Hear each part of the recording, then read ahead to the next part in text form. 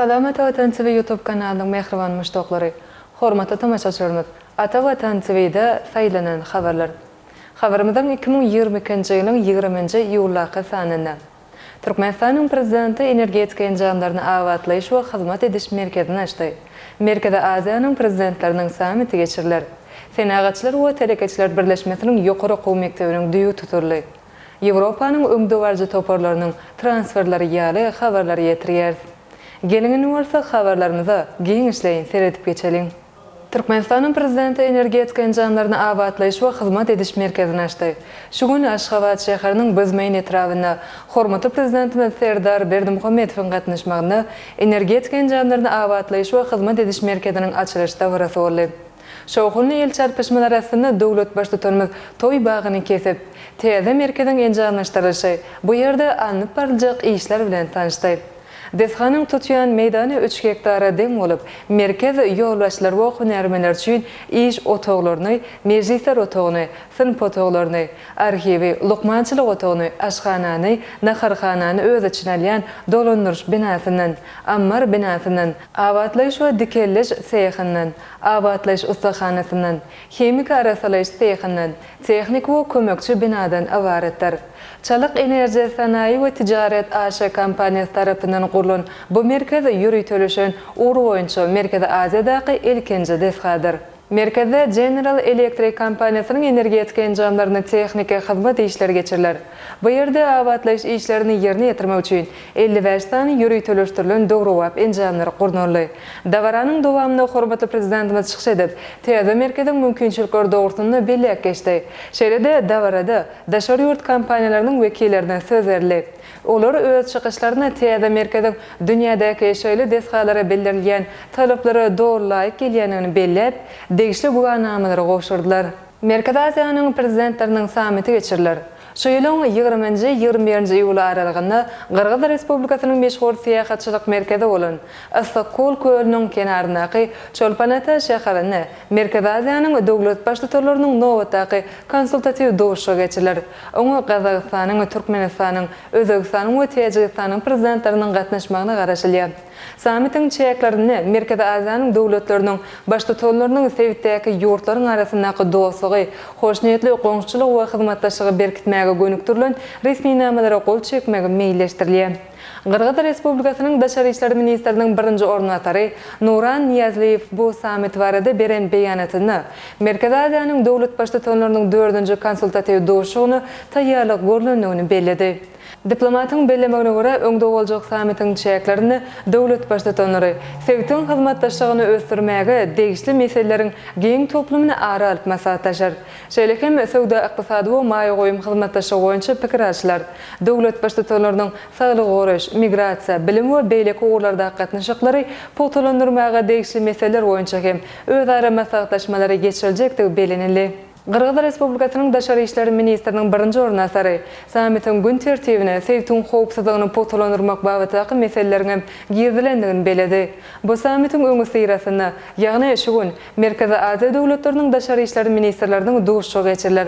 Qırgyz Respublikasynyň Daşary işleri ministri Jeanbek Kulubayewiň başlygyna geçiriljek dowuşykda sewit hyzmatdaşlygy, dünýädäki ýagdaýlar, şeýle hem dowlat başlyklarynyň garamagyna hödürlenjek resmi namalar boýunça pikir alýar.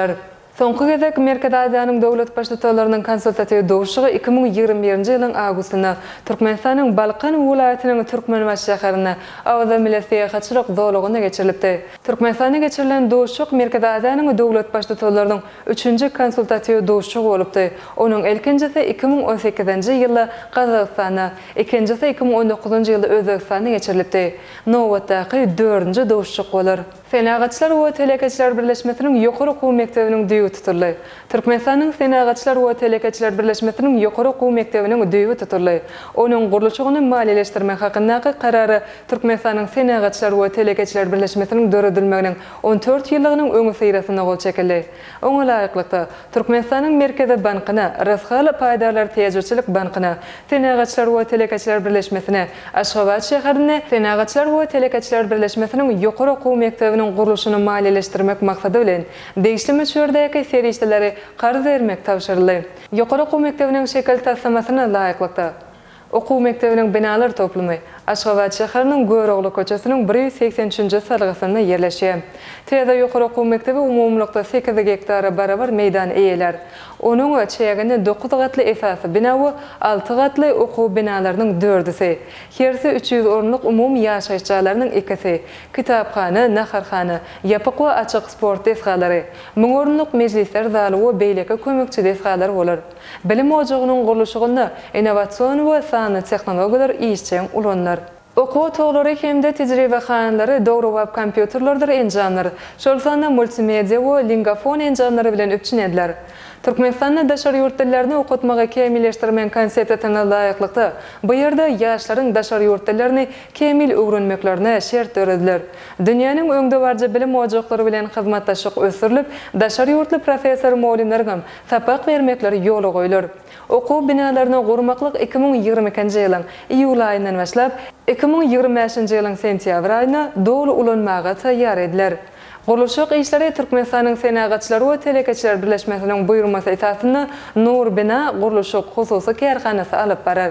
Türkmenistanyň Senagatçylary we Telekeçiler Birleşmesiniň ýokary okuw mektebinde işçilik we menejment, maglumat tehnologiýalary, himiýa tehnologiýalary we dagmagdan podogynyň işçiligi, owajalyk işçiligi, binägerlik we gurulşyk podogynyň işçiligi, hüner derejesini ýokarlandyryş boýunça fakultetler, onlarça kafedra, şeýle hem dil öwreniş bölümi hereket eder. Täze bilim ojagynyň okuw maksatnamaları esasynda ýaşlara dogry wagt tejribeler, telekeçiligiň hukuk esaslary, işçilik ýöreleri, sany tehnologiýalar ýanyň möhüm bilimleri öwrediler. Ýewropanyň öňde barjy toparlarynyň transferleri.